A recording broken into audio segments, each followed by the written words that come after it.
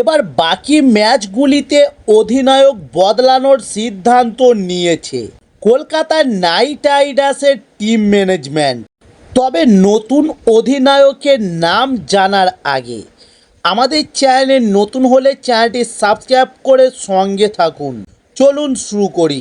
তবে গতবার চ্যাম্পিয়ন দল কলকাতা নাইট রাইডার্স এই বছর আইপিএলে নতুন অধিনায়ক অজিঙ্ক্য রাহানের সঙ্গে নতুন উদ্যমে যাত্রা শুরু করেছিল, কিন্তু ধারাবাহিকভাবে জয় তুলে নিয়ে টুর্নামেন্টে এগিয়ে যেতে ব্যর্থ হয়েছে কলকাতা নাইট রাইডার্স। এখনও পর্যন্ত চলতি টুর্নামেন্টের 6টি ম্যাচের মধ্যে 3টি ম্যাচে জয় পেয়েছে কলকাতা। তবে পাঞ্জাব কিংসের বিরুদ্ধে গুরুত্বপূর্ণ ম্যাচে হারতে হয়েছে কলকাতা নাইট রাইডার্সকে। তাই এবার টুর্নামেন্টের মধ্যেই দলের অধিনায়ক বদলাতে চলেছে কলকাতা নাইট রাইডার্স। তবে চলতি আইপিএলে অজিঙ্ক্য রাহানে ব্যাট হাতে দুর্দান্ত ছন্দে রয়েছেন তিনি। 7 ম্যাচের মধ্যে 245 রান সংগ্রহ করেছেন। তবে রাহানের ব্যাট থেকে এসছে 2টি দুর্দান্ত অর্ধশতরান। ফলে কলকাতা নাইট রাইডার্সের ব্যাটিং অর্ডারে এই তারকা ব্যাটসম্যানের গুরুত্ব অনেকটাই বৃদ্ধি পেয়েছে।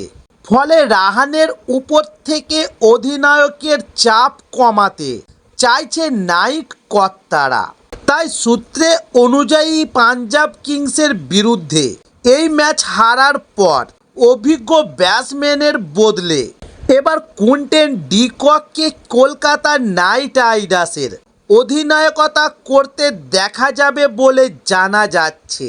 তবে ডি কক একজন পরিণত ক্রিকেটার হিসাবে আইপিএলে 114টি ম্যাচ খেলেছেন। দক্ষিণ আফ্রিকার হয়েও 155টি ওডিআই ম্যাচে অংশগ্রহণ করেছেন তিনি। এমনকি এই তারকা ব্যাটসম্যানের জাতীয় দলের হয়ে অধিনায়কতা করার অভিজ্ঞতাও রয়েছে।